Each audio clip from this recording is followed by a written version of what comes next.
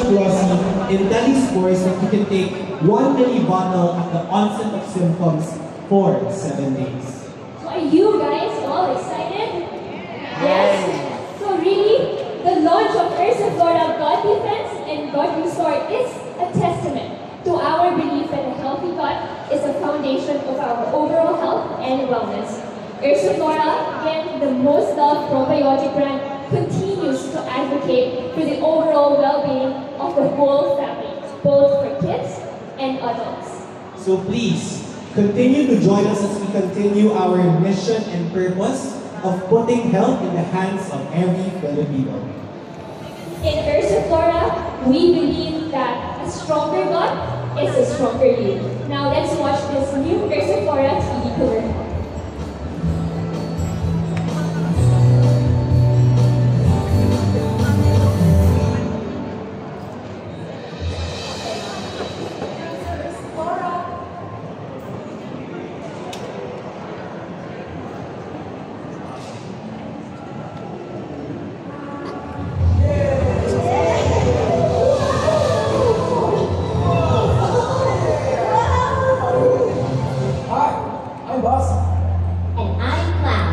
Strain spores of 2 billion Bacillus clausi, which can survive heat and gastric acidity until they reach the gut. What are you here for, Guardian? To help advance intestinal ecology. And why is that so important? Because 70% of people's immunity comes from the gut. So, one for all, and all for gut care.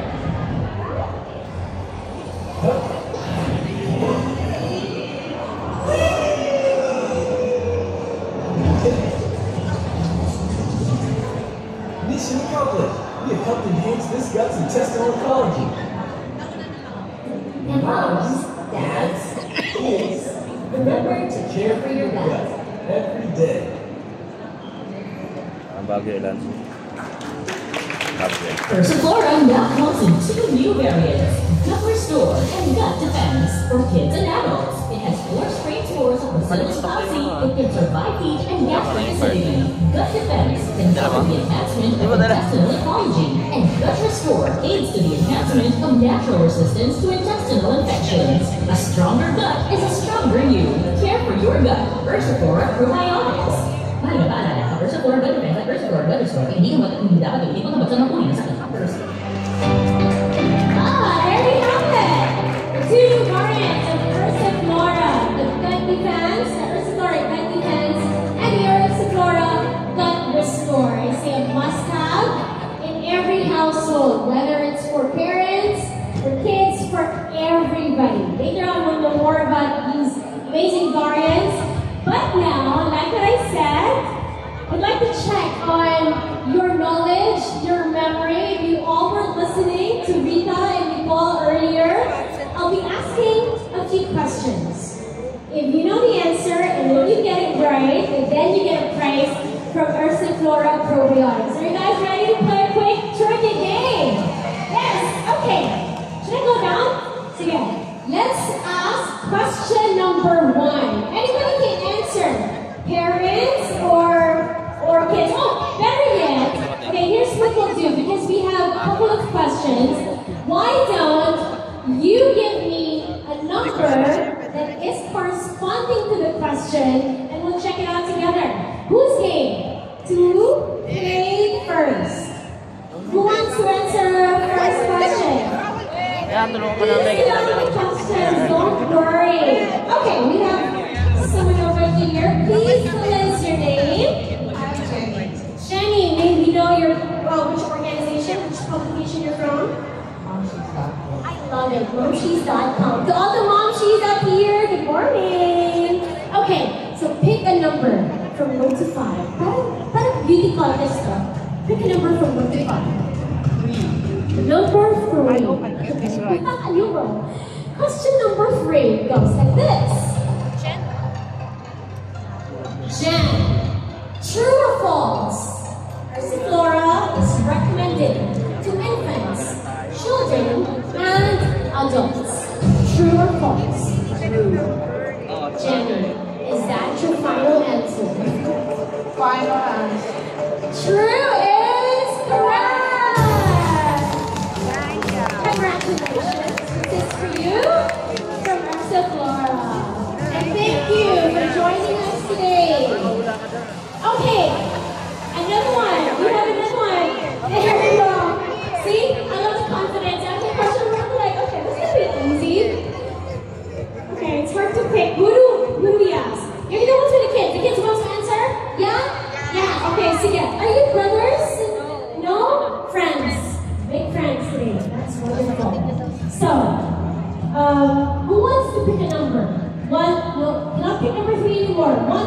4, or 5? What number you need? 1. Okay, let's pick question number 1. Mommy, have you provided these are your sons? Mommy can help answer the question. Here's question number 1. Ooh, this one's tricky. I know you can get this. Ursiflora probiotic contains billions of blank blank. The number 1 probiotic that provides maximum protection for the stomach. So, who do you think is the answer? It starts with the letter B and C.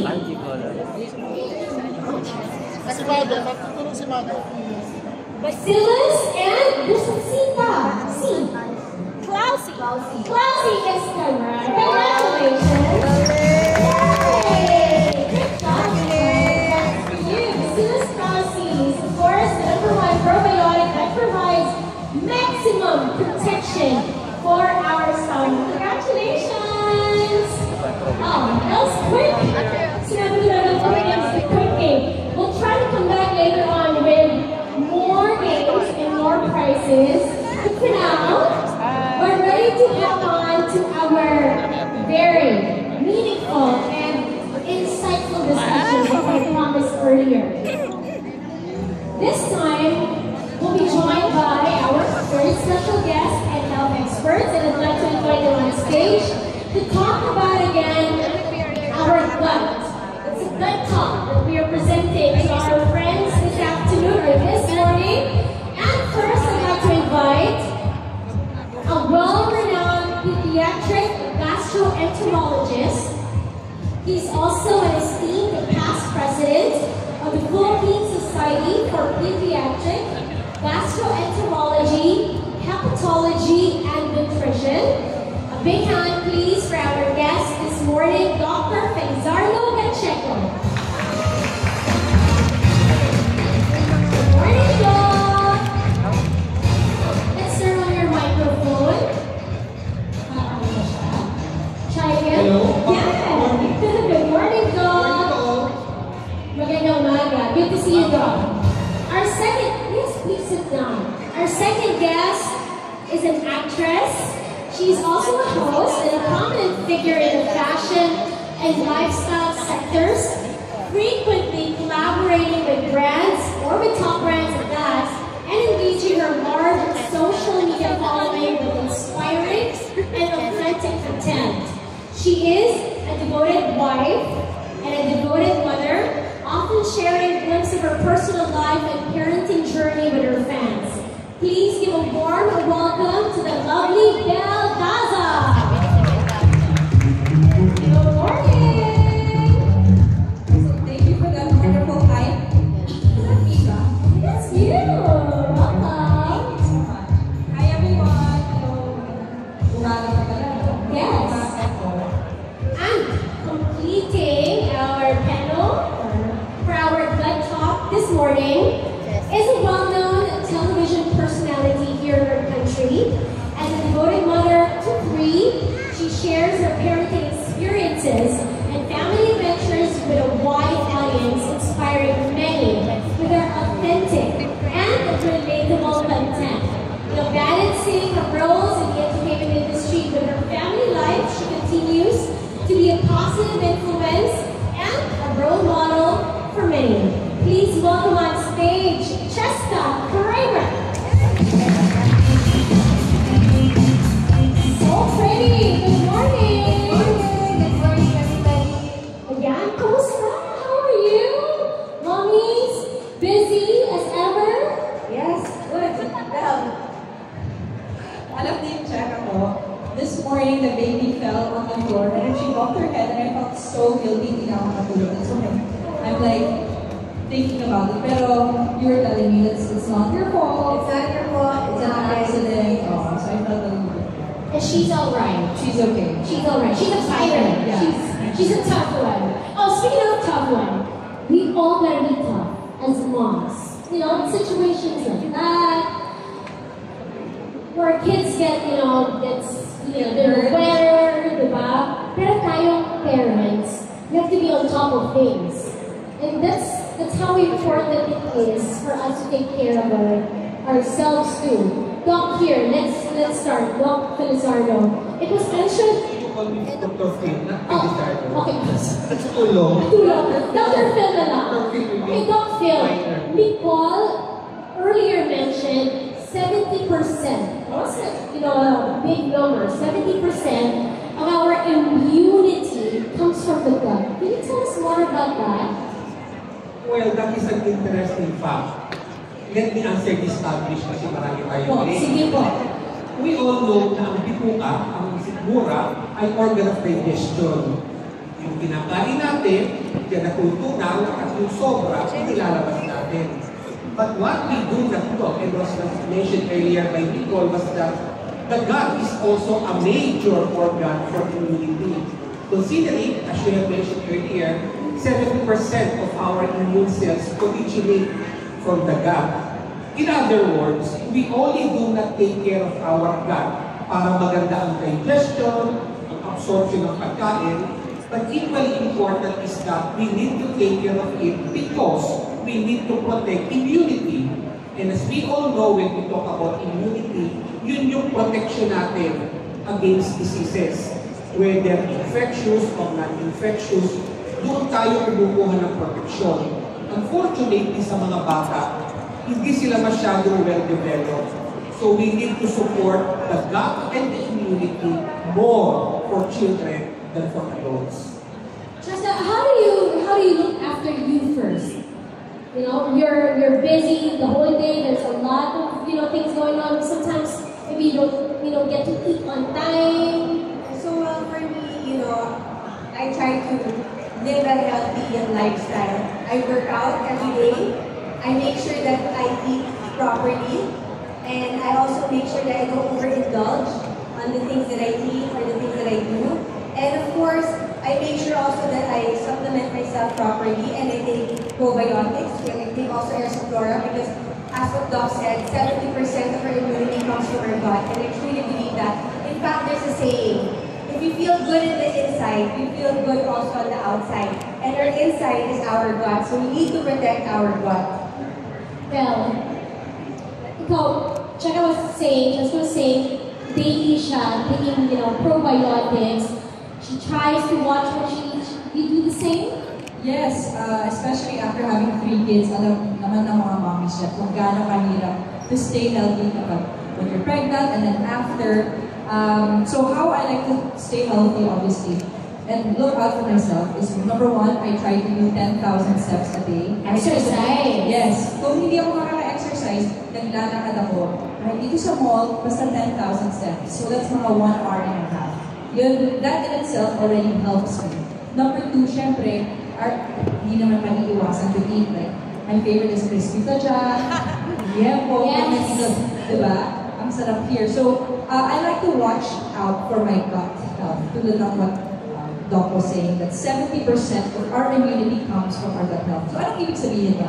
It means that when we get sick, a lot of the times, it's because of what our digestion is able to digest or unable to digest. Kaya, ang galing ng Airsufflora kasi nilabas nila yung gut restore, which Cheka and I were talking about, pag nagkasakit tayo or mga anak natin. Yes.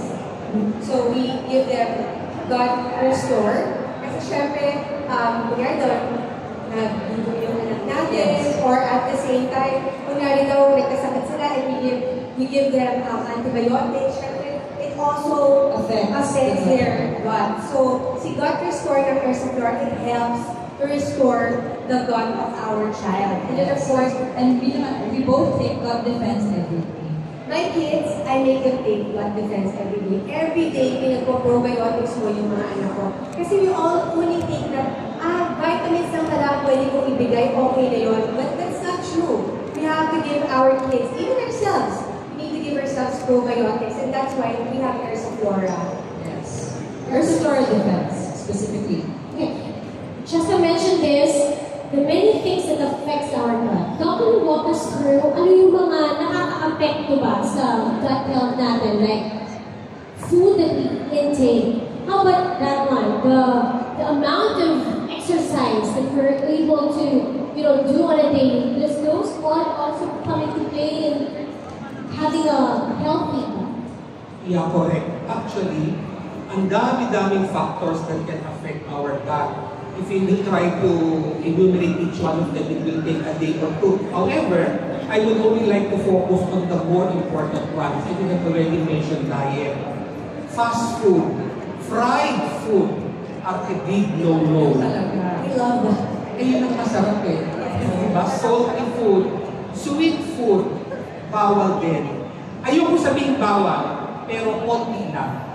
Once a week will not harm. Pero kung every day, 3 times a day, sobra na yan. It will be harmful. May mga nasa audience. Parang guilty. Kasi feeling ko after this, pumunta sila sa fast food. I guess the key is balance. And, keeping it in a moderate. Balance It's in okay. moderation. It's okay to eat, but then we don't overindulge naman. Right. And ano importansya? How important is probiotics for everybody? Dan mentioned, hindi lang for kids, also for us adults. Well, interestingly, 70% of our gut, of our microbiota are also in the gut. When you say microbiota, sila po yung bababait na mikrobyo na nananahan sa ating katawan. Remember, hindi po lahat ng mikrobyo salbahe. Meron tayong mikrobyo na nakatira sa ating katawan at 70%, like immunity, resides in the gut. Yung iba nasa skin, yung iba nasa baga, yung iba nasa mata, yung iba nasa reproductive organs, etc. And these are microorganisms that need to be protected. Pag hindi ka sure na mapoprotektahan mo ito ng 100%, this is where your probiotics will come into the picture. Simply put, probiotics are mga buhay na microorganisms that if you take it at the correct amount, will be beneficial for your health. And the effect should actually be very well studied. Kasi pwede ko sabi, ako may probiotic, maganda yan sa sigura. Meron ka bang pag-aaral na talagang na-prove yung probiotic na yan ay maganda sa sigura? Kaya nga, that's part of the definition of a good probiotic. Uulitin ko, buhay na mikrobyo, tama ang dose at effective at safe para sa health at sa bintukan ng mga tao. So there's good and bad bacteria, and we both need those in our bodies. The probiotics you were mentioning, Doc, we have to take the right dosage, diba? And meron bang right time to give it? Just that, when do you usually give it to your kids? You know what? I give it right before they leave for sports, they leave for school in the morning. In the morning? Yeah, in the morning. For me, I give it in the morning. But I'm not so sure, Doc, if there's a particular time. Oh, let's talk about May timing. Yeah, may timing. Actually, may timing talaga for you to maximize. Pero kung nakakalimutan mo yung timing, you can take it anytime. What's important is daily. Daily. For example, you want to protect yourself from antibiotic. Alam niyo yung antibiotic, they are good because they will kill the bad bacteria causing the infection. Ang problema, your antibiotic will not choose whether it will kill only the bad because it can also kill the good bacteria. So whenever you take in antibiotics, all your good and bad bacteria can be killed. And how do you resolve that? You take probiotics, and in that instance, you take your probiotic before you take your antibiotic. Gut restore, diba? Yung gut restore, correct. Kasi sa defense, wala namang problema, which I'm sure yung ginagawa ng Cheska. Normally, we recommend kung defense ang gagamitin mo with food. Yes, With so food. after eating, Doc, Correct. that's when you give your probiotic defense.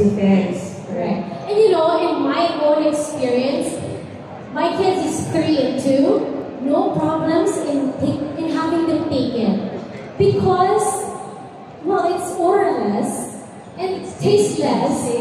And then, you just inject a little more fun into it, like, we call it like the magic water. And then we take it, they're so happy taking it. Walang restraint. Yun ang advantage ng brand kasi sabi mo. Tasteless, odorless, you mix it with water. Children will not even feel that they are taking Right. more than water. It's my go-to whenever my children or have, tummy aches, tummy problems. Kayo ba, Belle? Yes, How do you deal with it? Well, like Cheka said, Urs and Flora, they take it araw-araw during breakfast. So parang naging habit na rin nila yan. And then, I try to avoid antibiotics for the kids. So that's the reason why I use Urs and Flora daily. Because this really helps them build their gut. Alam mo yung saying na, trust your gut? Yes. Diba? That's how important our gut health is. At ngayon, we're really spreading awareness on how vital it is. It's like the second brain to your body.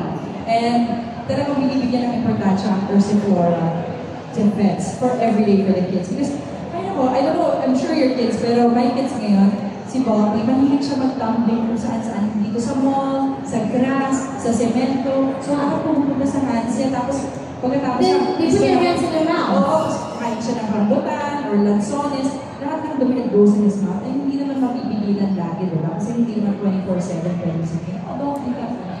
So when I have them take, Urs and Flora defense, I feel more at ease. Kasi alam ko that their stomach is lined, their microbiome is lined with the correct bacteria. They have that defense. Diba? Pero, to me, it's also an understanding and an application of it's better, it's like a prevention. Preventative. Yes. So, they even say that our gut has a connection with our brain. Yes. So when our gut is healthy, especially for our kids, they're able to think better, they're able to focus better, they're able to do things better, diba? Less sleepy sila. Tapos yung mga brain fog na siguro na-experience ng mga kids yung nakatunganga sila pag nag-aaral sila, you see that less. Because then you see that, our gut, the health of our gut is so important that it even affects the brain and how they think and how their day goes. Yung na-mention ni Bel kanina, second brain, ang gut, absolutely correct. Kasi may mga nerves tayo sa bituka. A+ ako siya. A+ ka talaga, perfect. Taas ang grade ni Meron Belle. tayong nerves sa bituka that function similar to our brain. Kaya nga yung binanggit naman ni Jessica, the gut and the brain connection is also absolutely correct. Kung ano nararamdaman ng bituka, madaling makarating sa utak, kaya nga pag sumakit ang tiyan, nape-perceive agad ng bituka yan, masakit ang tummy ko. Ganon. They have a connection talaga. So I even read this that even kids who have a hard time focusing, doctors recommend for them to take probiotics kasi nakakatulong talaga ito for them to focus better. So our gut health is just not our immunity, but even how our body or even our brain functions. Sure. Okay, overall, don't fail.